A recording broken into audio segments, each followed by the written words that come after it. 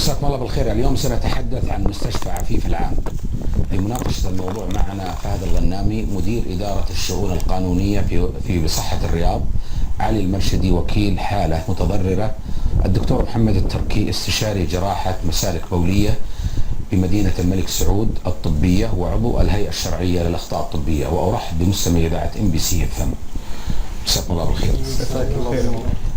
زميلنا حسين بن مسعد مسوي تقرير عن مصورينه أمس عن مستشفى عفيف العام. خلونا نشوف التقرير أول.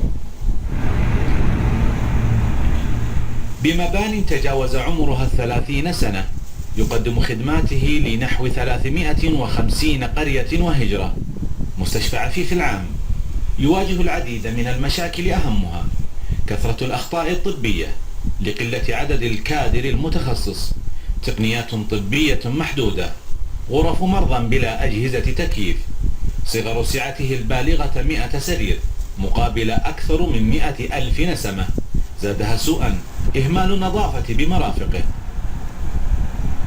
غازي نايف في 15 من عمره آخر المتضررين من هذا المستشفى.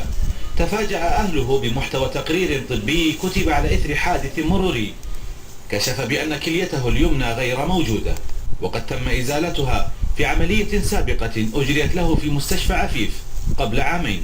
راحوا واحد من الجماعة استمالوا أباعر، وهذا اللي صار. ودوا العبيب قالوا في نزيف الباطن لازم يسوي عمل، وقلنا خلاص يوقع العملية. شو نزيف؟ أنا عارف حق الباطن.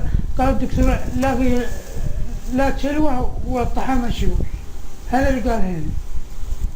قلت كيف؟ قال الطحا، قلت الطحا خاب، قال الكلوه بعد مشيوه. هذا اللي قال هنا الدكتور. عندما تأكدنا أن الكلية تم استصالها ولم تكن عيب خلقي، تقدمنا بشكوى لأمارة الرياض نطالب فيه بتشكيل لجنة محايدة من خارج وزارة الصحة، لأن ما ينفع تكون وزارة الصحة هي الخصم والحكم في نفس الوقت. اتصلنا بمدير مستشفى عفيف العام الأستاذ شاهر صقر. عنده الأشعة في المشكلة الأولى، عنده ما كانت محسوسة الأشعة فيها عيب خلقي أو فيها ضمور.